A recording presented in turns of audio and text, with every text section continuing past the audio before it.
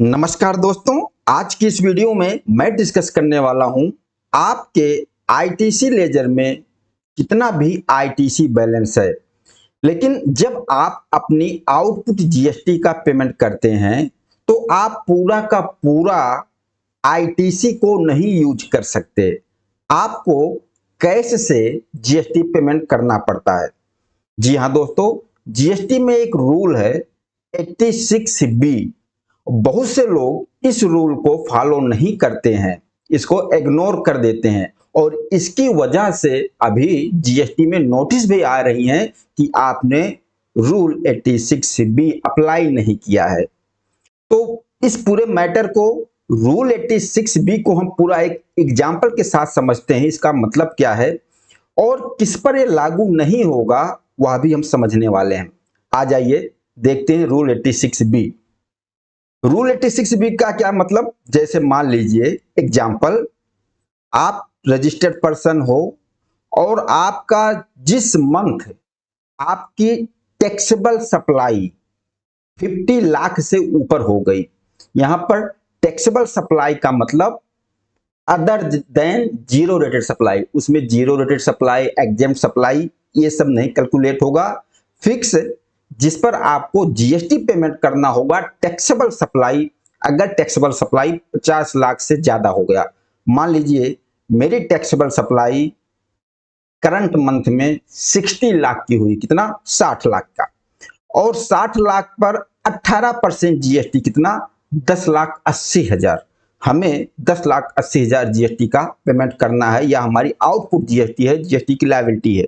Okay, लेकिन उस month हमारे पास इलेक्ट्रॉनिक क्रेडिट लेजर में आईटीसी बैलेंस है 11 लाख। ओके, अब यहां पर हम क्या सोचेंगे कि हमें पेमेंट करना है 10,80,000 और हमारे इलेक्ट्रॉनिक क्रेडिट लेजर में 11 लाख आईटीसी बैलेंस पड़ा हुआ है, तो हमें कैश की जरूरत ही नहीं है। हम तो पूरा का पूरा अपना आईटीसी से ही सेटअप कर देंगे, आउटपुट लायबिलिटी को खत्म कर देंगे। नहीं, ऐसा नहीं करना है। यहां पर 86B क्या कहता है कि जो आपकी लायबिलिटी है, जैसे 10,80,000, इसका 1% कम से कम आपको कैश लेजर से ही पेमेंट करना है। मतलब आप पूरा 11 लाख को यूटिलाइज नहीं कर सकते। जो ये 10,80,000 है, इसका 99% आप इलेक्ट्रॉनिक क्रेडिट लेजर का आईटीसी यूटिलाइज करेंगे। जो बैलेंस 1% बच रहा है उसको कैश से पेमेंट कर देंगे।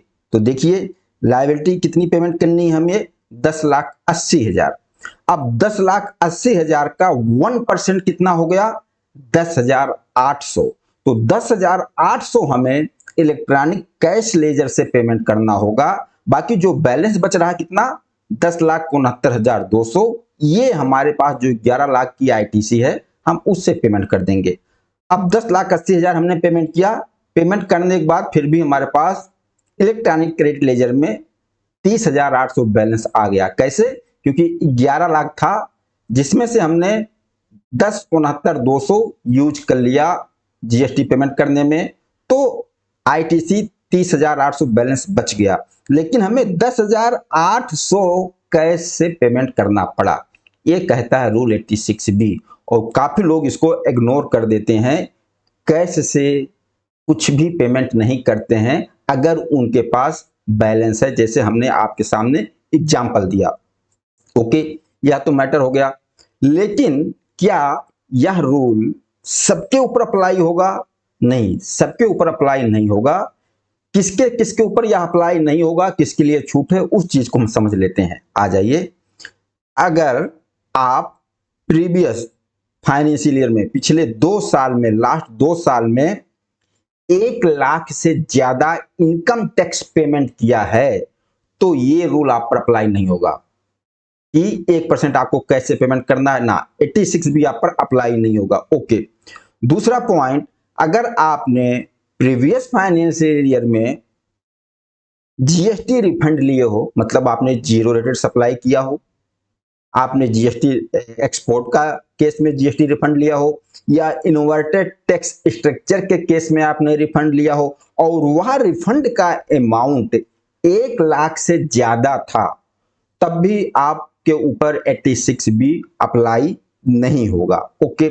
और तीसरा पॉइंट, मान लीजिए जिस मंथ आपका टैक्सेबल वैल्यू 50 लाख से ज्यादा हुआ, उससे पहले के मंथ में, मतलब उससे पीछे वाले मंथ में आपने जो जीएसटी लायबिलिटी का पेमेंट किया था, 1% से ज्यादा कैश लेजर का यूज किया था, तब आपको इस करंट मंथ में रूल 86 भी अप्लाई नहीं करना। जैसे इसको भी हम एग्जांपल से देख लेते हैं। मान लीजिए सितंबर 2025 सितंबर मंथ का है। सितंबर मंथ में टोटल हमारी जीएसटी की लायबिलिटी कितनी है? 12 लाख। हमें 12 लाख पेमेंट करना था, तो हमारे पास आईटीसी था 11 लाख। तो 12 लाख में से हमने आईटीसी यूज कर लिया 11 लाख। बाकी जो 1 लाख बैलेंस बचा, 1 लाख बैलेंस हमने कैश लेजर से पेमेंट कर दिया। तो यहां पर देखो, जो 12 लाख आपने पेमेंट किया, 1 लाख कैश यूज किया, तो 1% से ज्यादा ही आपने कैश यूज कर लिया है। ठीक है। अब अगला मंथ कौन सा आएगा? अक्टूबर मंथ आएगा। अब अक्टूबर मंथ में आपके ऊपर रूल 86 भी अप्लाई नहीं होगा, क्योंकि आप सितंबर मंथ में ही आपने कैश लेजर से पेमेंट किया था। अब आप अक्टूबर मंथ में आपके ऊपर अप्लाई नहीं हुआ, मतलब अक्टूबर मंथ में आपने कुछ भी कैश लेजर से पेमेंट नहीं करना है, अगर आपके पास आईटीसी बैलेंस है। अब फिर नवंबर मंथ में आपके ऊपर अप्लाई हो जाएगा। इस तरीके से यह चलता है। ओके। और दूसरा, अगर आप गवर्नमेंट डिपार्टमेंट हो, आपके ऊपर अप्लाई नहीं होगा। पब्लिक सेक्टर अंडरटेकिंग नहीं अप्लाई होगा। लोकल अथॉरिटी नहीं अप्लाई होगा। स्टैट्यूटरी बॉडी नहीं अप्लाई होगा। ये है आपका रूल 86B।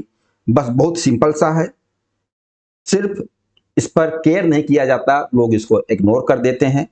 और अगर आप जो चीजें हमने देखी, अगर ये चीजें आप कंडीशन पूरी नहीं होती है और आपको रूल 86B अप्लाई करना है और आपने नहीं किया, आपके पास आईटीसी बैलेंस था, तो इसको लेकर नोटिस भी आ रहा है। बहुत सी नोटिस इस केस में आ गई है कि आपने 86B अप्लाई नहीं किया है। तो कुछ लोगों को इस रूल के बारे में पता ही नहीं था, 86 अभी तक भी इसको अप्लाई नहीं करते।